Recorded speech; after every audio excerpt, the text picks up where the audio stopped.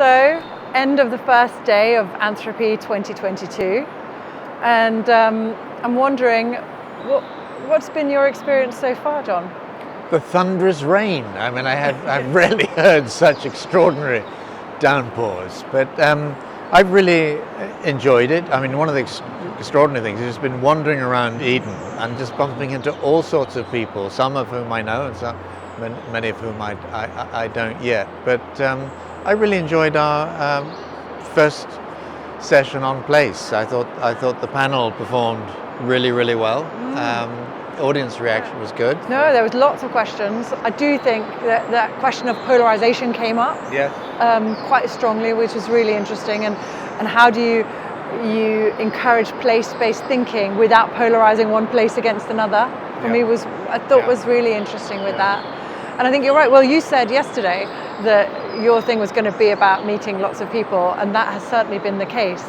Lots of very friendly people, it feels like, whether you know them or not, have sort of come across and wanted to talk.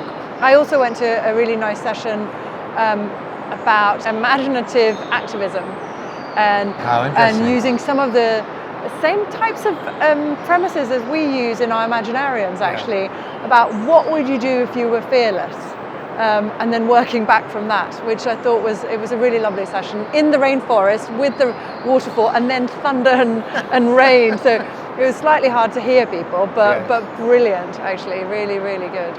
I think one of the things that's really struck me, talking to Pauline Silverman, who we've worked with in the past, and she was talking about her roots with groups like CND and Greenpeace and so on. It's just a reminder of how in the past, a lot of people have come in from the activism angle. I think we're sort of in a danger of losing something when people don't have that background. No, I think absolutely. For me, it's one of the flaws of the educational system, and I know that there have been some education sessions as well today, which is that it's so pressurized that young people don't have the time because they're expected to focus on one thing and one thing alone, which is one bottom line, which is their grades. And so they don't necessarily, they're sort of extremists if they have time or take time to be activists too. Well, there are thoughtful extremists, and then there are, you may remember that my daughter Gaia ended up 3 days in prison in Glasgow. It turns out that Pauline was involved in the same protest, but she knew not to do them on a Friday because then you would end up in prison over the weekend.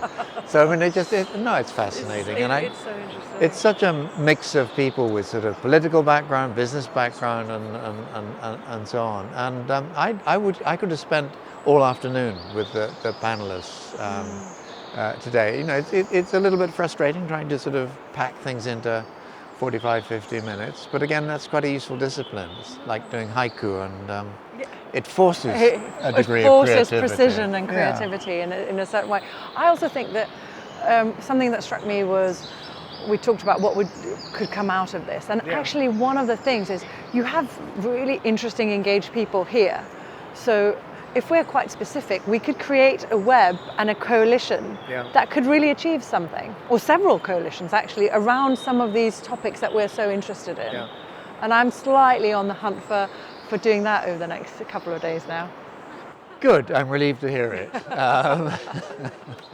Well, I'm looking forward to tomorrow because Louise is doing our session on regeneration with a fascinating panel. That should be really interesting about how different businesses approach regeneration and place-based regeneration specifically. One of the things I'm looking forward to is there's a session with Paul Rose, who you met yesterday, sort of an explorer, BBC presenter and so on. And I was meant to be on the session with him, and as you know, I sort of thought, 3 older white men, let's try and mix it up a little bit and have someone younger. But I'm looking forward to being in the audience heckling from it exactly. No, it should be good.